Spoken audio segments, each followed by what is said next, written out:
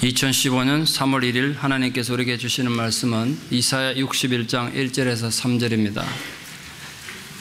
구약 1042쪽 이사야 61장 1절에서 3절 말씀 봉독에 올리겠습니다. 주 여호와의 영이 내게 내리셨으니 이는 여호와께서 내게 기름을 부으사 가난한 자에게 아름다운 소식을 전하게 하려 하심이라. 나를 보내사 마음이 상한 자를 고치며 포로된 자에게 자유를, 갇힌 자에게 노임을 선포하며 여호와의 은혜의 해와 우리 하나님의 보복의 날을 선포하며 모든 슬픈 자를 위로하되 무릇 시온에서 슬퍼하는 자에게 화관을 주어 그 죄를 대신하며 기쁨의 기름으로 그 슬픔을 대신하며 찬송의 옷으로 그 근심을 대신하시고 그들이 의의 나무 곧 여호와께서 심으신 그 영광을 나타낼 자라 일컬음을 받게 하려 하심이라. 아멘. 지난주 금요일부터 지난주 금요일까지 존 아넷이 재판이 있었습니다. 어제 리노의 담임 목사님 취임식과 임직예배 인도하러 갔더니 그 리노에 있는 분들도 여러분이 와서 재판 어떻게 됐냐 묻습니다. 그분들 말고도 아마 궁금해하는 분이 많을 것 같아서 간단히 재판 경과를 말씀드리겠습니다.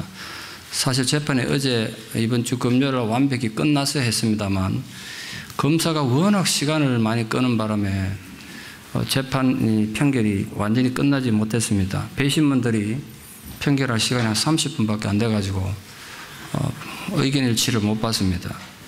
그 배심인 의견일치를 못 봤다는 건 무죄도 아니지만 유죄도 아니란 거죠. 아직 어떻게 판결이 날지 모르겠습니다. 그 다음 월요일 날 돼야 배심원들이 다시 모여서 판결이 끝날 것 같습니다.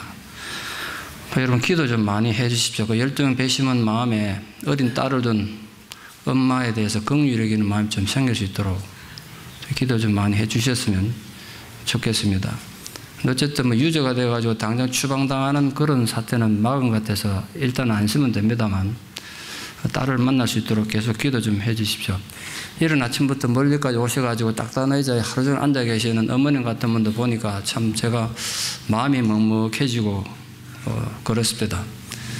교회 우리 봉사부 권사님 집사님들 도시락 잘 준비해 주셔가지고 거기 오신 다른 단체분들 다른 교회 성도님들하고도 식사를 교제하면서 참 너무 감사했고 자랑스러웠습니다. 피 같은 시간 내가지고 자리에 함께 주는 그게 기도고 사랑 아니겠는가 싶습니다. 저도 아시다시피 제일 바쁜 게 시간이고 피 같은 시간인데 하루도 안 빠지고 참석하고 저녁에 와서 신방 다니고 참 벅찹디다. 몸이 많이 피곤하긴 했지만 거기서 하나님의 섭리를 생각하는 또 소중한 시간이었습니다. 마음의 원이었지만 여러 가지 형편으로 함께하지 못한 분들 또 원근 각지에서 마음을 응원해 주신 너무나 많은 분들께 다시 한번 이 자리를 빌어 진심으로 감사를 드립니다. 여러분의 목사로 살아갈 수 있다는 것이 너무 자랑스러웠던 그런 한 주간이었습니다. 제가 재판을 보면서 이렇게 혼자 생각을 해봤습니다. 세상이 항상 정의를 향해서 흘러가는 것도 아니고 또 악한 존재들에 의해서 하나님의 뜻이 왜곡되고 너무나 쉽게 구겨지는 상황은 언제 어디서나 있을 수 있겠구나 그런 생각을 해봤습니다. 그건 세상이나 교회나 마찬가지 아닐까 이런 생각을 해본 거죠. 하나님 자녀들이 세상 살아가다 보면 악한 세상의 온갖 권모술수에 의해서 공격당하는 일 흔하지 않겠습니까? 그러나 하나님의 정의를 믿는 게 믿음입니다. 순간은 악이 이기는 것 같습니다만 항상 궁극적으로는 하나님의 정의가 이기는 것, 하나님의 선이 이기는 걸 믿는 게 믿음입니다. 그걸 재판을 보면 많이 생각했습니다. 검사가 인간적으로 봐서는 참 우리가 너무 악랄한 것 같긴 한데 검사란 신분을 봐서는 굉장히 충성된 사람이 있다. 준비를 너무나 잘했더라고요. 그 자기 직분에는 충실한 거죠. 우리 입장에서 봐서 너무 좀 얄미워서 그랬지만 하나님 법정에서 어떻게 해야 될까 이 생각을 참 많이 해봤어요. 생각해 볼 필요도 없는 문제인데 이렇게 시간과 정리를 들이고 사람 고생하는구나 생각했습니다. 그러면 여러분이 살다 보면 말도 안 되는 억울한 상황 누구나 당할 수 있습니다. 근데 그때 주의하십시오. 그 악을 대항할 때 굉장히 주의해야 될 점이 있습니다. 상대가 내게 악을 행하다 보면 악은 악으로 이기는 게 아니거든요. 내가 그 악을 이기기 위해 가지고 더 큰 악을 행해 가지고 그 악을 대항하다 보면 내가 파괴되고 더 큰 악을 행하기도 쉽습니다.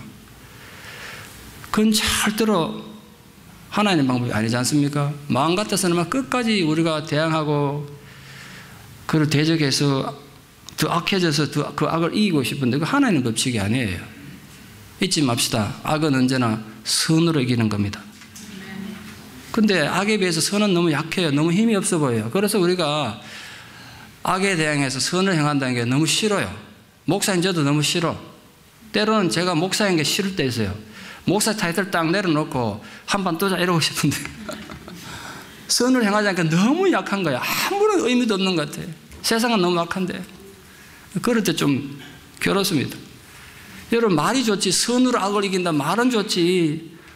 선이 너무 힘이 없다 보니까 선이 늘 지는 것 같아요. 악이 늘 승리해서 활개치는 것 같아요. 그때 여러분 마음이 참 아프시겠죠. 근데 여러분 손바닥으로 어떻게 하늘을 가리겠습니까? 시간이 조금만 지나 보십시오. 하나님 앞에 감출 악이 어디 있겠습니까? 다 드러나기 마련이에요. 진리는 드러나기 마련이라고요. 제가 그걸 목회하면서 그 깨달은 진리예요. 하나님 앞에서 침묵하는 게 제일 힘듭니다. 침묵하기 제일 힘든데, 근데 그게 가장 큰 무기라는 걸 어느 순간 제가 알게 됐습니다. 이번에 재판을 보니까 검사가 사상 것까지 다 끄집어내가지고 슬라이드로 보여주면서 당신 언제 이거 하지 않냐, 나는 기회가 안 난다, 이게 이 증거 자료를 봐라, 뭐 이러니까 할 말도 없고 뭐 그렇더라고요. 다 파헤치더라고요. 우리 하나 앞에 서면 누구나 그래야 되지 않겠습니까? 그러니까 여러분, 순간적으로 악이 이기는 것 같은데 하나님 다 끄집어내시면 그 누가 그 앞에서 감히 대항하겠어요? 악이 선을 이기는 그런 삶의 구겨진 모습 속에서 우리 성도님들이 실망할 수도 있고 마음이 참 아플 수도 있겠습니다만, 그러나 그 속에 우리 신앙인으로서 하나님 백성으로서 어떻게 살아가야 될 것인가, 그걸 우리 다시 생각해야 되는 거죠. 인간이 주님을 만나고 구원을 받는다는 건 지옥 가지 않고 천국 간다, 이것에만 의미 있는 게 아닙니다. 나도 죽어서 천당 가는 것만 의미가 아니에요. 지금 현재 내 삶 속에서 내 개인의 삶과 관계된 모든 파괴된 관계 회복이 일어나는 게 구원이에요. 다시 말씀드립니다. 구원은 죽어서 천당 가는 것만이 아니라 지금 현재 내 삶에 깨어진 모든 관계의 회복이 일어나는 게 구원이란 말이에요. 구원은 그냥 하나의 상징이 아니라 실제적인 내 삶의 변화로 나타나는 하나의 능력이고 약속이기 때문에 그런 것입니다. 우리 아픔이 있는데도 아픔이 없는 것을 위장하는 건 신앙이 아니라고요. 깨어지고 부서진 우리 삶의 구체적인 자유함과 치유가 일어나는 게 주님을 만나는 삶의 모습이라고 오늘 성경이 말하고 있습니다. 오늘 우리가 읽은 하나님의 말씀이 그것을 아주 강조하고 있습니다. 하나님의 성령이 우리에게 임하면 놀라운 치유와 회복이 일어날 것이라고 하나님 여러 가지 방법으로 선포하고 있지 않습니까? 심령이 가난한 자, 마음이 상한 자, 영혼이 포로된 자에게 자유케 되는 이 구원의 현재적 모습, 그걸로 하나님이 우리에게 선포하고 계십니다. 그 진정한 자유는 우리 인간의 내적인 변화로 나타나기 마련입니다. 내적인 변화가 일어나야 가능하지 않겠습니까? 그 내적인 변화는 곧바로 외적인 변화로 또 나타나겠죠. 내면의 삶의 상처, 고통, 관계의 아픔들, 그것이 변화되고 치유되면 관계의 변화로 또 드러나겠죠.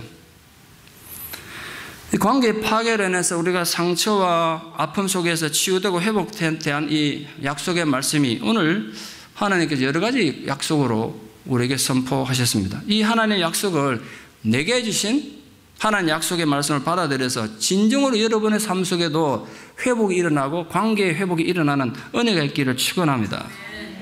하나님 이렇게 선포하셨어요. 내가 하나님의 영어 성령을 통해서 너에게 은혜의 해를 선포한다. 은혜의 해라는 다른 말로 하면 희년의 선포를 말합니다. 신생 국가였던 이스라엘에게 하나님이 주셨던 굉장히 중요한 사회 법칙 중에 하나가 희년 제도였습니다. 부모가 가난해가지고 내가 어릴 때부터 남의 집 노예로 팔려갔습니다. 옛날에는 돈 빌렸다 못 갚으면 노예가 됩니다. 그 노예는 자유를 얻을 방법이 없습니다. 그런데 하나님께서 50년이 지나면 그 사람의 빚이 아무리 많았더라도 자유를 얻어서 고향으로 돌아가게 했습니다. 아무리 많은 빚이라도 다 탕감받아야 된다. 그게 희년이었습니다. 하나님이 은혜의 해를 선포하신다는 것은 희년의 모든 노예가 자유를 얻듯이 너희들이 상처가 얼마나 크든지 너희 죄가 얼마나 크든지 간에 하나님 백성들은 모든 죄와 상처에서 해방될 것을 선언한 것입니다. 너희 상처와 너희 모든 죄로부터 자유할 것이다. 이게 얼마나 귀한 것입니까? 예를 들어 한번 생각해 봅시다. 북한의 정치범 수용소에 갇혀있는 불쌍한 동포들 생각해 보십시오. 우리가 지난 연말에 송군 여신 예배 때 간증 테이프를 보셨는데요. 38년 이유도 모르고 갇혀있었던 여인의 얘기 들어보시지 않습니까? 자기 동생은 아직도 거기 갇혀있대요. 55년째 갇혀있답니다. 자기 동생도 2명 아직도 55년째 이유도 모르고 갇혀있다. 참 가슴 아픈 얘기 아닙니까? 어떤 사람들은 그 수용소 감옥에서 태어나서 죽을 때까지 거기 살다가 죽는 사람도 있다는 거죠. 근데 여러분, 만약에 오늘이라도 남북 통일이 되면 그 순간 그들이 자유한 거 아십니까? 자기들 자유와 의지와 상관없이 오늘도 만약에 남북 통일이 되면 그 순간 그들은 자유를 얻는 거예요. 놀라운 자유의 선포가 그들에게 얼마나 놀라운 거겠습니까? 그게 은혜의 해를 선포한다는 뜻입니다. 여러분 마음에 묻고 있는 여러분 뿌리 깊은 과거의 상처들, 이 모든 것에서부터 그 자유 은혜가 회복되어지는 은혜가 있게 축원합니다. 제가 지금 수요일날 신앙인의 인격 장애에 대해서 강의를 하고 있는데 어떤 집사님이 목사님, 제가 이번에는 정말 내 성격을 좀 고치고 싶습니다. 독한 마음 먹고 제가 오고 있습니다. 이런 분이 계셨는데 그분을 위해서 기도 많이 해요. 정말 좀 치유가 되고 자유했으면 좋겠습니다. 한때 무신론자였던 웰리스 장군이 성경을 읽다가 변화됐었던 유명한 소설 베너라는 거 뭐 아십니다. 저도 여러 번 말씀드렸습니다만 그 소설 주인공 주다 베너가 억울하게 노예가 됩니다. 진짜 억울하게 노예가 돼. 전 재산 다 잃고 노예가 되지 않습니까? 갤리선에서 노젓는 노예가 됩니다. 갤리선은 로마 군대의 군함을 갤리선이랍니다. 노예들의 노를 지어가지고 움직이는 배를 갤리선이라고 그래요. 도망갈까봐 손발이 쇠사슬 묶여서 도망도 갈 수 없습니다. 그러다 보니까 만약 배가 파손되면 그 배와 함께 죽어야 될 그런 운명입니다. 그런데 운이 좋게도 그 선단의 지휘관인 호민관의 눈에 띄어가지고 쇠사슬이 풀려서 손과 발이 자유를 얻습니다. 전투 중에 그 배가 파손돼가지고 배가 침몰됩니다. 다른 모든 죄수들은 그 배와 함께 바닷속에 가라앉아 버렸습니다만 주다 베너는 손발이 자유롭다 보니까 살아날 수가 있었습니다. 문제는 이 순간에 결정이 달아 좌우되는 겁니다. 그 문제는 베너 스스로 자기의 사슬을 절대로 풀 수 없었다는 사실입니다. 누군가는 풀어줘야 해요.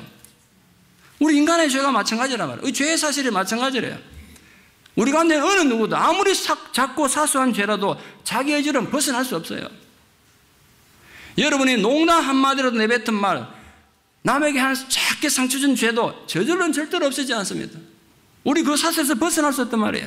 이 세상의 어떤 죄도 그것이 비록 아무리 작고 사소한 죄라도 우리 스스로 벗어날 수 없습니다. 그러나 하나님의 은혜가 선포되면 그 모든 죄의 사슬로부터 풀려나서 자유를 얻는다는 거예요.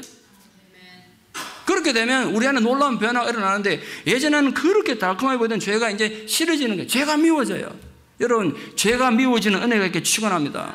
죄가 아직도 너무 매력적이고 너무 낭만적이면 골치 아픈 거예요. 죄가 꼴보기 싫어져야 돼요. 죄가 미워서 가까이 가기 싫은 그런 생각으로 여러분 죄로부터 자유하면 얼마나 좋겠습니까? 바로 여러분 모두에게, 여러분 자녀들에게 이 하나님의 은혜가 부어져 가지고 지난 모든 과거의 죄로부터 자유할 뿐 아니라 이 죄 짓고자 하는 모든 욕망으로부터 자유하는 이 하나님의 은혜 깊이 잠기는 축복이 있기를 축원합니다. 두 번째로 하나님께서 보복의 날을 선포하신다고 하셨습니다. 이 번역이 조금 애매합니다만 보복의 날, 그러니까 우리 복수를 생각하는데 복수라는 뜻보다는 우리 억울함을 풀어주신다. 그게 보복의 뜻입니다. 억울함을 풀어주시는 날. 억울함은 나의 의지와는 아무 상관없이 당하는 아픔입니다. 내가 선택한 것도 아니고 내가 잘못한 것도 아닌데 하여튼 상황이 이상하게 돌아가서 고통당하는 겁니다. 또는 그 고통당하는 사람들이 내가 직접 당하지 않더라도 내 사랑하는 사람들이 고통당하기 때문에 겪는 슬픔을 말합니다. 그런 억울한 자들의 안타까운 상황을 하나님께서 다 해결해 주셔서 원수 갚아주신다는 것이 보복의 날을 선포하는 겁니다. 원수 갚음이 하나님께 있다. 그러니까 하나님께 맡기라는 건 그런 뜻이에요. 하나님 오면 네 억울함을 다 갚아주실 거라는 거예요. 그런데 하나님 원수 갚음에 대해서 우리가 알아야 될 게 하나 있습니다. 하나님 원수 갚음의 목적 진노가 아니에요. 파괴가 아니에요. 하나님 은혜가 마음이 상한 자, 심령이 가난한 자, 즉 자기 죄에 대한 절박한 마음을 가진 자들은 기쁨으로 오겠죠. 기쁨의 소식입니다. 근데 똑같은 하나님 은혜인데 자기 죄를 자꾸 합리화하고 그 죄에서 돌이키기를 거부하는 자들에게는 그 은혜가 아무리 임해도 은혜가 오히려 저주가 되는 거예요. 하나님께서 인간을 저주해서 망하게 하려는 게 아니라 하나님께서 인간을 안갚음하려는 게 아니에요. 쉽게 예를 들면 이런 겁니다. 대장암 걸린 환자는 말입니다. 제 친구 목사 중에도 한 명이 젊은 나이에 대장암으로 하나님 나라 간 친구가 있는데 대장암 걸리니까 참 안 좋은 게 이거거든요. 입맛은 옛날 그대로지 않습니까? 입이 위가 고장난 게 아니니까 먹을 것은 뭐든 먹을 수 있어요. 그런데 먹고 나면 죽어나는 거야. 여기서 해결이 안 되니까. 맛있는 음식이 너무 고통이더라고요. 대장암 걸린 친구 보니까. 근데 그때 봤어요. 누구인가는 굉장히 축복인 것이 누구인가는 너무 저주구나. 입은 당기니까 배도 고프고 힘이 없어서 먹고 싶지 않습니까? 먹어놓으면 죽어나는 거예요. 그것도 배설이 안 되니까. 우리 영적인 문제도 마찬가지입니다. 내 영이 죽어 있으면요. 남들은 다 은혜 받고 남에게는 다 축복이 은혜인데 내게는 괴로운 거야. 기쁨이 없어. 행복이 없어. 이게 하나님 보복이에요. 아십니까? 하나님께서 우리 아픔을 대신 보복해 주셔서 바로 그런 영적인 아픔들에서 정말 자유하는 복을 누리기를 바랍니다. 그래서 여러분도 하나님께서 주신 은혜가 정말 은혜가 돼가지고 함께 옆에 있는 가족들과 옆에 있는 교우들과 그 복으로 누리는 은혜가 있기를 바랍니다. 여러분 마음에 엉어려진 것들이 봄날에 눈 녹듯이 다 풀려지고 녹아진 은혜가 여러분 마음에 구체적으로 일어나기를 축원합니다. 이런 변화가 일어나는 게 구원이란 말이에요. 마지막 세 번째로 시온에서 슬퍼하는 자를 위로하신다고 하셨습니다. 하나님 은혜의 목적, 보복의 목적은 시온에서 슬퍼하는 자들을 위로하기 위해서라고 하셨습니다. 그런데 여기 굉장히 모순되는 말이 있습니다. 성경에서 시온이란 말은 상징적인 단어입니다. 어떤 지명이 아닙니다, 사실. 구체적으로 예루살렘을 상징하게 되고 이스라엘을 나타나게 하는데 시온이라는 뜻 자체가 하나님 영광이 빛나는 곳이에요. 하나님 영광과 은혜가 가득한 곳을 상징할 때 쓰던 단어가 시온입니다. 그런데 왜 시온에서 슬퍼합니까? 하나님 영광이 가득한 곳이고 하나님 위대함이 살아있는 곳입니다. 그런데 왜 그런 곳에서 사람들이 슬퍼합니까? 이게 모순이잖아요. 여기 우리 아픔이 있습니다. 시온인데 그 아름답고 위대한 시온에도 악한 인간들이 있고 악한 존재들이 함께하기 때문에 아픔을 겪는 거예요. 우리가 거짓을 지어서 의인들을 핍박하는 일들은 언제나 있기 마련입니다. 그런데 우리들은 상대적으로 약해요. 사단의 업무는 우리들의 연약한 부분을 조장합니다. 왜 하나님 백성들이 하나님 영적인 시온이라고 할 수 있는 가정에서 교회에서조차 상처받고 고통받습니까? 이상하게 생각하지 마십시오. 언제나 우리가 고통받고 상처받는 건, 슬퍼하는 건 전혀 모르는 사람 때문에 아니잖아요. 지나가는 사람 내보고 욕 한마디 하고 지나가면 집에 가면 잊어버립니다. 그러나 그 사람이 내 사랑하는 사람이고 우리가 너무나 잘 아는 사람이기 때문에 서로 상처받는 거예요. 집에 가도 계속 생각이 나. 근데 모르는 사람이면요, 상처 줄 수도 없고 상처 받지도 않아요. 그래서 시온에서도 아픔이 생기는 거예요. 그러나 우리가 주님을 진정으로 만나면 문제가 달라집니다. 상황이 달라집니다. 시온에서 슬퍼하던 자들이 하나님 놀라운 위로를 맛볼 것입니다. 하나님 강하고 오른손으로 여러분 굳게 붙잡아 주시는 감동이 뜨겁게 있기를 축원합니다. 그 시온에서 슬퍼한 자를 위로하겠다는 거예요. 하나님께서 오늘 세 가지로 시온에서 슬퍼한 자를 내가 이런 방식으로 회복하겠다고 약속하셨습니다. 첫 번째로 너희 죄 대신에 화관을 주겠다. 화관을 주어서 너희 죄를 대신하겠다. 이스라엘 사람들은 부모님이 돌아가시거나 나라가 망하면 내가 지금 너무 슬프다는 걸 이렇게 밖으로 표현했는데 그때 어떻게 하냐면 죄를 뒤집어 썼습니다. 나무 태우고 나면 남는 죄 있지 않습니까? 부뚜막이 죄를 머리 뒤집어 썼어요. 그 몰골이 어땠을지 한번 상상해 보십시오. 죄를 뒤집어 썼으니까 강씨처럼 얼굴은 부은데 그게 막 눈물을 통고 걸리면 그게 눈물이 범벅이 돼가지고 몰골이 얼마나 흉측하고 초라하겠습니까? 죄를 뒤집어 썼다는 표현은 이스라엘 사람들이 생각해낼 수 있는 가장 흉측한 모습을 말하는 거예요. 근데 그 흉측한 모습 어떻게 바꿔준다고요? 가장 아름다운 기쁨과 영광의 상징인 화관, 꽃으로 만든 멸관으로 바꿔주겠다는 거예요. 화관은 여자들이 머리에 쓰는 아름다운 관입니다. 하나님은 우리의 슬픔과 회개가 죄를 뿌리면 그 대가로 영광의 멸관을 주시겠다는 거예요. 지금 죽음 같은 고통을 겪고 아픔을 겪는지 모르겠지만 네가 그걸 잘 이겨내면 내가 천국의 멸관을 너를 위해 준비하고 있다. 그러니까 네 지금 당하는 고통, 절망에서 슬픔만 하지 마라. 이런 거예요. 우리 기독교 2000년 역사에 여러 가지 순교에 대한 것들이 많았지 않습니까? 그걸 모아놓은 기독교 순교 사화라는 책이 있습니다.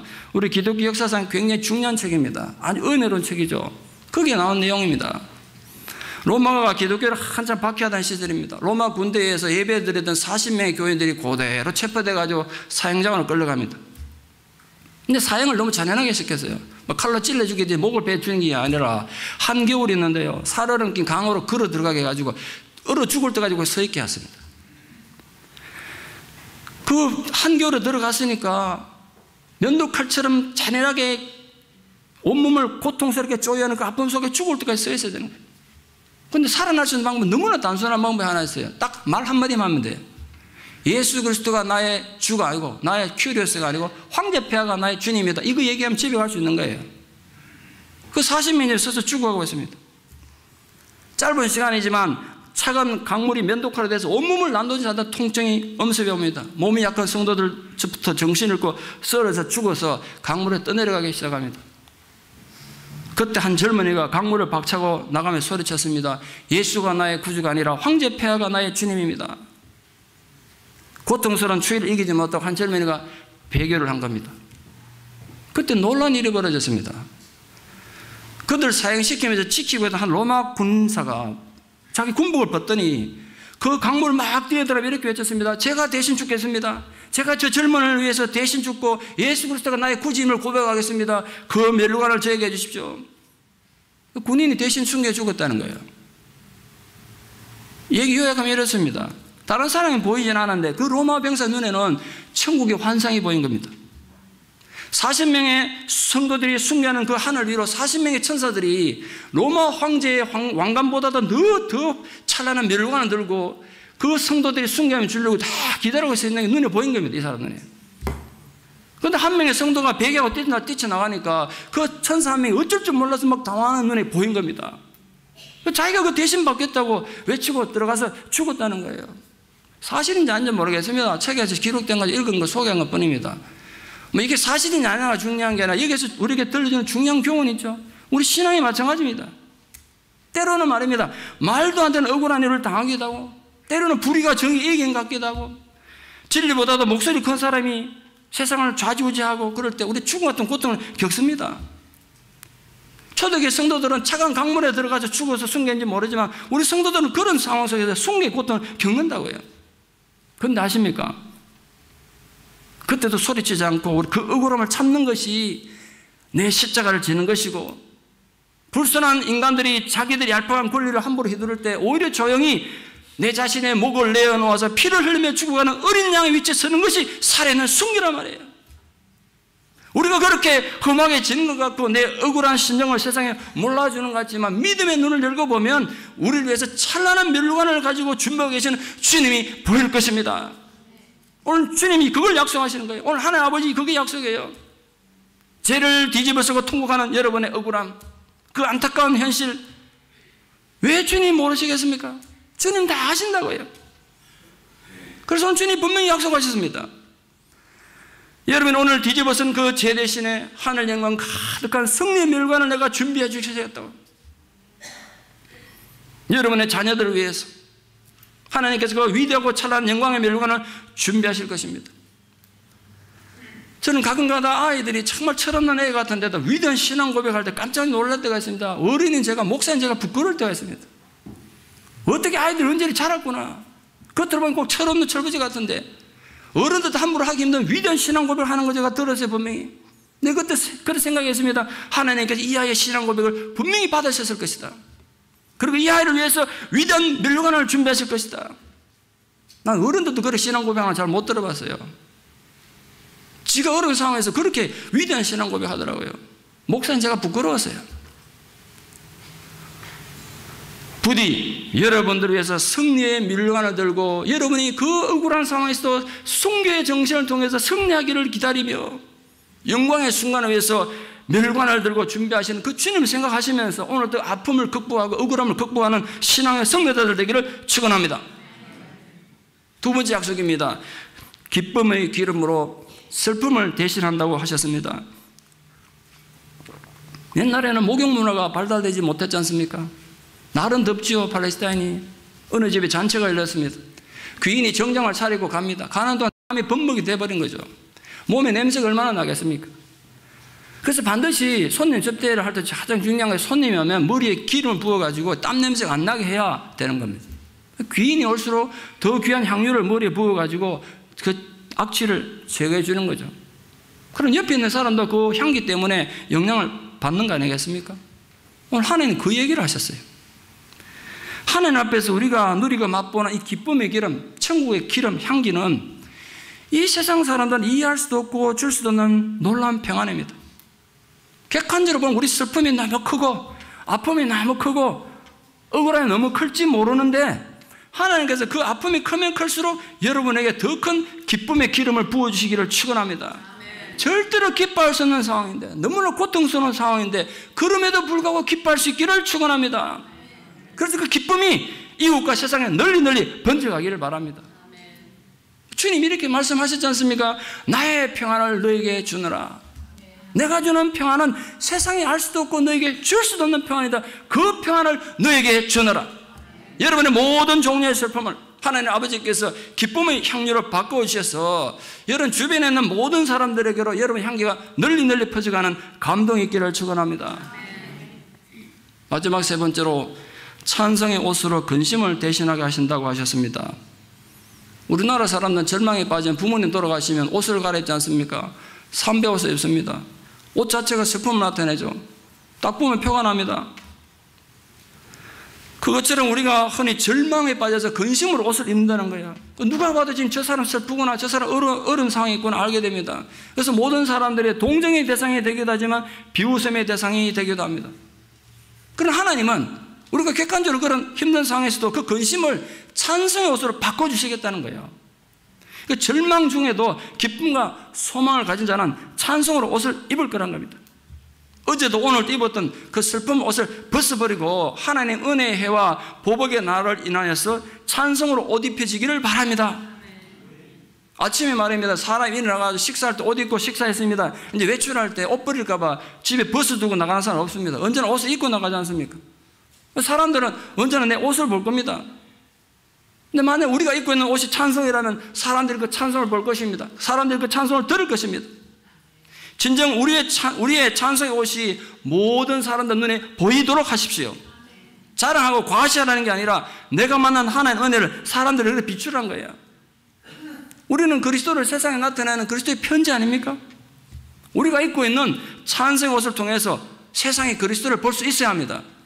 이 세카라멘트 지역에 있는 사람들이 우리 세카라멘트 한인교회 성도님들이 찬송의 옷을 통해서 하나님을 볼 수 있어야 된단 말이에요. 찬송을 옷으로 표현하는데 유의하십시오. 왜 찬송을 옷으로 표현하는지 아십니까? 매일 아침 옷을 입는 것처럼 하나님의 준 은혜가 매일 필요하다는 거예요. 매일 필요해요. 그 찬송의 옷을 날마다 입어야 하는 필수적인 거란 거예요. 그래서 옷으로 표현하셨어요. 우리의 변화된 그 모습을 세상이 분명히 볼 것입니다. 우리 내면에서 솟구치는 찬송이 하나님 자녀로서의 아름답고도 거룩한 향기가 되기를 진심으로 축원합니다. 제 가운데서 슬퍼하고 절망하고 근심하고 억울하며 마음이 상하여서 자유를 누리지 못하던 마음이 치유되어서 정말 하나님께서 궁극적으로 이루고자 하는 목적이 있다고 하는 결론을 말씀하셨습니다. 바로 약하고 혼란한 이 세상 가운데 의의 나무로 심는다는 거예요. 하나님께서 바로 그런 치유 회복을 통해서 우리를 이 세상에 하나님 나라를 나타내는 의의 나무로 심으셨대요. 여러분 잊지 마십시오. 우리는 어쩌다 보니까 아마 세카라멘토까지 와서 살게 되고 어쩌다 보니까 세카라멘토 한인 장로교회 와고 어쩌다 보니까 박상한 목사를 만났고 어쩌다 보니까 사는 게 아니라 하나님의 깊은 계획과 섭리 가운데 이곳에 하나님의 나라를 상징하는 의의 나무로 심어졌습니다. 잊지 마십시오. 그 생각만 해도 가슴 뛰지 않습니까? 전 분명히 믿습니다. 제 과거에 실패가 있었고 하나님 보기 아름답지 못한 모습이 있지만 제가 아무리 고쳐 생각해도 제가 세카라멘토 한인 장로교회 담임 목사가 된 건 하나님이 정말 기쁜 섭리 가운데 저를 이곳에 의의 나무로 심으신 거예요. 여러분 마찬가지. 하나님 나라의 의의 나무로 심겨진 나무는 어떤 비바람에도 쓰러지지 않습니다. 아무리 심각한 가뭄에도 마르지 않을 것입니다. 비록 우리가 한때는 죄로 인해서 넘어지고 고통을 받았더라도 하나님 은혜의 해와 위로로 말미암아서 회복돼서 굳건한 하나님께 영광을 돌리는 하나님 백성이 된 걸 그렇게 상징한 겁니다. 나무는 열매로 보는 거 아는 거 아니겠습니까? 나무로 그 열매를 나무로 아는 거 아닙니까? 과거에 우리 삶이 뭐 보잘것 없었고 입만 무성하다가 뿌리째 뽑혀질 쓸모없는 나무처럼 보였지만 이제는 아름다운 인격의 열매를 맺는 그런 나무가 될 거란 거예요. 도저히 소망 없고 결코 변화될 것 같지 않았던 사람들이 그렇게 의의 나무가 될 수 있었던 것은 하나님이 정원사가 되셔가지고 여러분을 직접 친히 심으셨기 때문에 그렇습니다. 우리는 알고 있습니다. 우리가 천성적으로 얼마나 약하고 얼마나 부패한 존재인지. 약한 존재 아닙니까? 타락한 존재 맞아요. 작은 바람에도 뿌리채 흔들리고 조금만 가뭄이 들면 말라 비틀어지고 마는 연약한 존재가 맞습니다. 그러므로 주의 영이 오늘 또 우리에게 임하시면 의의 나무로 심겨지는 겁니다. 그래 되기 전에 결코 의의 나무를 맺을 수 없죠. 그 의의 나무는 하나님께서 하나님의 영광을 나타내기 위해 심으셨다고 분명히 말씀하셨습니다. 얼마나 감격스러운 말입니까? 한국에서 대학을 졸업하고 25살 꽃다운 나이에 메이크업 아티스트가 되겠다고 일본에 유학 갔던 이승이라는 여자분이 있습니다. 평생 교회라고 다녀본 적은 없는 무신론자였습니다. 혼자 일본 가서 외롭게 학교 공부하다 보니까 힘들고 외로웠어. 유학하는 과정에서 만났던 친구 소개로 교회를 다니게 됐습니다. 식당에서 아르바이트를 하고 있었는데 한 번은 양복을 맛있게 차려입은 남자가 몇 번 오더니 자기 마음에 든다고 결혼하도 청혼했습니다. 너무 멋있는 남자라 결혼하자고 그래서 결혼을 하게 됐습니다. 이제 친정집에서 결혼하기 위해서 비행기를 타고 일본에서 비행기 또 한국 오는데 그 비행기 안에서 이 남자 얘기를 듣습니다. 결혼을 2번 해놓고 3번째 결혼이라는 거예요. 내가 니보다 나이 많은 아들도 있다. 나 직업은 야쿠자다. 여자가 그것도 어떡하겠어요. 결혼을 한다고 준비 다 해놨는데. 근데 여자가 딱 한 가지 좋은 점은 그렇지만 내가 네 죽을 때까지 매달 생활비 100만 원 주마. 몇십 년 전에 100만 원, 한국도 1000만 원입니다. 지금 수천만 되겠죠. 그 돈 때문에 그냥 결혼하는 걸로 했습니다. 야쿠자가 뭔지도 정확히 몰랐던 거예요, 여자가. 그 이승혜 씨 남편 야쿠자 이름이 나카지모 테츠오라는 사람입니다. 원래 북해도에서 태어난, 북해도는 일본에서 제일 북쪽 아닙니까? 시골도 시골 중에 상시골이죠. 순진한 중학생이었습니다. 어느 날 야쿠자를 나타내는 영화를 한 편 보다가 깊은 은혜를 받습니다. 영화 한 편이 무서운 거예요. 순진한 시골 중학생이 야쿠자 영화를 보고 너무 성령의 감동을 받아가지고 나도 야쿠자가 돼야 되겠구나 이래 된 거예요. 그래서 가출해가지고 도쿄로 갔어요. 그럼 불과 몇 년 안 되고 19살 때 얼마나 야쿠자 짓을 싸움을 잘하고 깡패짓을 잘했는지 일본의 3대 야쿠자 조직 하나는 서미요시카이라는 조직이 있다고 합니다. 거기서 스카우트 될 정도로 실력이 있었대요. 거기서 성성장구해가지고 일본의 버블 경제 시기에 정치계하고 연관하면서 수십억 원의 돈을 법니다. 19살 어린애가 수십억 원의 돈을 벌었어요. 한국 돈 하면 수백억 아닙니까? 그 돈을 바탕으로 내가 야쿠자를 조직을 만들어보자 이래가지고 자기가 조직 두목인 나카지마 조직이라는 조직을 만들어서 일본 야쿠자 서열 5위까지 오릅니다. 그 상황에서 여자에게 이승희 씨에게 신부소위가 결혼을 한 겁니다. 결혼하고 몇 달 지나지 않아서 야쿠자가 뭔지 이제 이승희 씨가 깨닫기 시작합니다. 장롱문만 열면 10% 일본도가 여기저기 널려 있습니다. 그리고 덩치는 산만한 또 산적 같은 남자들이 이 부하들인데 자기 안방까지 마음대로 왔다 갔다 합니다. 그 속에서 살게 됐어요. 남편은 도박에다가 여자 문제로 계속 속을 썩이고 야쿠자들 사이에도 금기시 있는 마약에 중독돼가지고 환각 때문에 아내를 칼로 찔러 죽이려고 한 게 한두 번이 아니었대요. 근데 그 스트레스를 이승혜 씨는 돈이 있으니까 이제 매일 이 사람 하는 일은 아침부터 저녁까지 백화점 가서 쇼핑하는 거예요. 돈은 많으니까. 그걸로 소일을 했습니다. 점점점 자신의 삶은 흑암의 구덩이에 빠져들었습니다. 근데 다행히 친구 따라 강남 간다고 습관적으로 교회를 드나들었는데 어느 순간 깨닫습니다. 내가 이 흑암의 구덩이에서 벗어날 수 있는 방법, 나를 이 흑암의 구덩이에서 건질 분은 하나님밖에 없구나. 드디어 진심으로 하나님 앞에 무릎을 꿇게 되는 날이 옵니다. 뜨겁게 하나님 앞에 매달리면서 밤부터 새벽까지 밤새 기도하는 일이 몇 년이 지나갔습니다. 그 와중에도 남편 나카지마 씨는 결혼할 때 조건이 뭐였냐, 매주 교회는 가주겠다 했거든요. 교회는 계속 왔대요, 남편이. 교회 와서 예배는 드리고 예배 딱 맞으면 돌아가서 야구자에서는 더 열심히 하고 그런 식으로 계속 한 거죠. 그걸 보고 있자니 아내 속이 얼마나 안타까웠겠어요. 그래서 이혼하려고 자기 말하면 간정집에 하면 수천 번 결심했다 그러니까 하루에도 몇 번씩 했나 봐요. 이혼하려고. 근데 이렇게 적어 놨습니다. 내가 이 남자와 이혼하려고 하나님 앞에 기도하면 할수록 하나님 항상 이렇게 말씀하시다. 내가 너를 용서하였으니 너도 그 남자를 용서하라. 자꾸 하는 글을 말씀하시더라고요. 그 남편에서 그냥 간절히 그냥 몇 년간 기도만 했습니다. 근데 어느 날 그 아내의 무릎 앞에 남편이 진심으로 무릎 꿇고 눈물을 흘리며 자기 죄를 고백하는 순간이 오기 시작합니다. 내가 당신 앞에 너무 죄를 지은 것 같다고, 나도 하나님 앞에 너무 죄 있는 것 같다고 남편이 고백하더니 사람이 변해가기 시작했습니다. 아내의 눈물의 기도 응답으로 하나님은 무한한 사랑에 의해서 남편 나카지마가 변하더니 회복되기 시작합니다. 자기 손으로 자기 조직을 해체하고 끝내 저는 두목을 떠날 수 없습니다는 8명 부하를 데리고 예전에는 남들을 돈 뺏고 죽이던 이 조직폭력배단이 이제 복음을 전하는 미션단체, 선교단체가 되었습니다. 선교단체 이름을 미션 바라바라 지었습니다. 바라바가 누군지 아시죠?